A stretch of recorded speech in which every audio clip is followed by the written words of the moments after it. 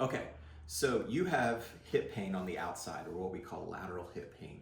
Maybe your doctor has told you that you have hip bursitis. If that sounds like you, then here's one of the best ways to start working on getting rid of that pain, and it's through exercise, believe it or not. So what we're gonna do is go after what's most likely going on is that you have a tendon that is unhappy with one of your gluteal muscles, the glute medius in particular.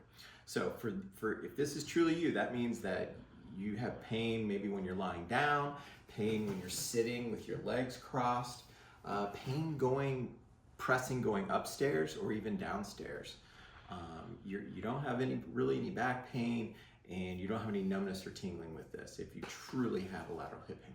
Okay, so let's talk about the exercises and where to start. What's interesting is when we're treating a tendinopathy or a tendon issue or tendonitis if you want, we actually want to engage the muscle, kind of make that tendon work to help it repair and decrease the pain. So when we activate tendons, we get what we call a way to kind of just dial down the pain. We won't get into that part of it, but it's a great way to strengthen as well as calming your pain down. So here's my first step on what we're gonna do. You can find a yoga mat, and let's say in this example, I have lateral hip pain on this left side. What I'm gonna simply start with is just a bridge exercise. We're gonna go up here, not too high, right here. I'm gonna make sure my legs are a good shoulder width apart, and you should feel some engagement there. What I want you to do from here is work on holding this contraction for starting at 5 to 10 seconds, but working up to 30 seconds. Notice I'm just holding it. It's a static hold, and that's what we want here, okay? So that's step one. I'm gonna go through a series.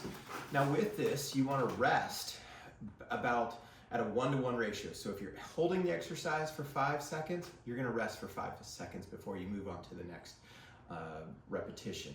And I want you to shoot for about 10 reps. Just do it once a day and about 4 to 5 times a week, okay?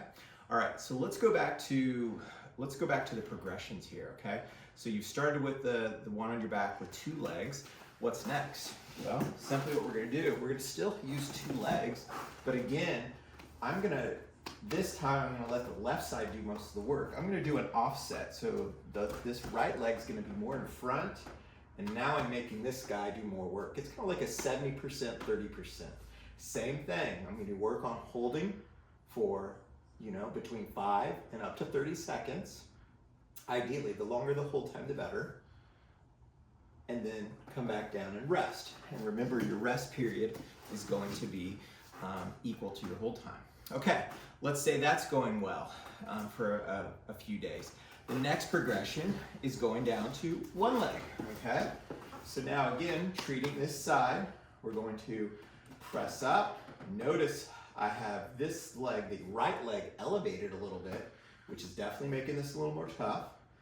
Gonna hold it, trying to get to that 30 seconds, and then back down, and then resting accordingly. Finally, your goal will be the same thing, but getting up here with the legs straight. Keeping the pelvis level, you don't want it dropping, you want to keep the pelvis nice and level, and boy oh boy do I feel it on that side, okay?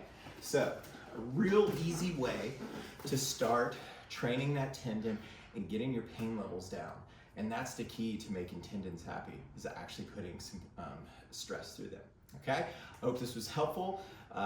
If you have any questions, reach out to us. We'd love to talk more to you about how we help folks daily on treating their hip pain and whatever pain, just so they can get back to the active lifestyles they desire.